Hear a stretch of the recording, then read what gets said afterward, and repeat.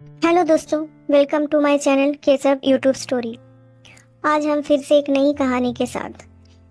कई बार ऐसा होता है कि हम कुछ भी नया काम शुरू करते हैं तो नकारात्मक मानसिकता के लोग आते हैं और हमें हतोत्साहित करने लगते हैं। लोग हमारे हौसलों को तोड़ने लगते हैं।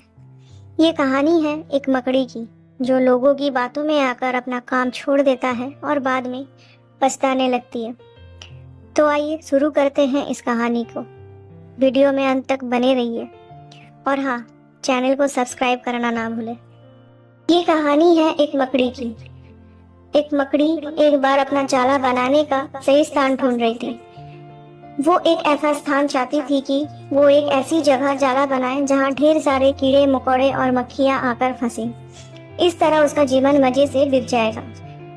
यही वो सोचने लगी। मकड़ी को एक घर में एक कोना बेहद पसंद आ गया और उसने वहाँ पे जाला बनाना शुरू कर दिया। तभी वहाँ से एक बिल्ली गुजरी और मकड़ी को देखकर जोर जोर से हंसने लगी। मकड़ी ने जब बिल्ली से उसके हंसने का कारण पूछा, तब बिल्ली ने कहा कि मैं हंस रही हूँ तुम्हारी बेवकूफ़ी पर। ये घर इतना साफ सुथरा है, ये तुम्हें दिखाई नहीं देता है। यहाँ तुम्हारे जाल में कोई नहीं फंसेगा क्योंकि यहाँ कोई कीड़े मकोड़े और मक्खियाँ नहीं है। जब मकड़ी ने ये बात सुनी तो उसने वहाँ जाला बनाने का विचार त्याग दिया। साथ ही उसने दूसरी जगह तलाशना भी शुरू कर दिया। उसने घर के बरामदे में लगी एक खिड़की देखी और वहाँ जाला बुनना शुरू कर दिया। जब उसने आधा जाला बुन लिया तब एक चिड़िया वहाँ आकर उसका मजाक उड़ाने लगी। चिड़िया ने कहा कि यहाँ तेज हवा चलने से तुम्हारा जाला उड़ जाएगा, तो यहाँ जाला क्यों बुन रही हो? मकड़ी ने चिड़िया की बात सुनी और ये बात सही भी लगी। उसने खिड़की पर भी जाला बुनना बंद कर दिया। इसी बीच वहाँ एक कॉकरोच आया।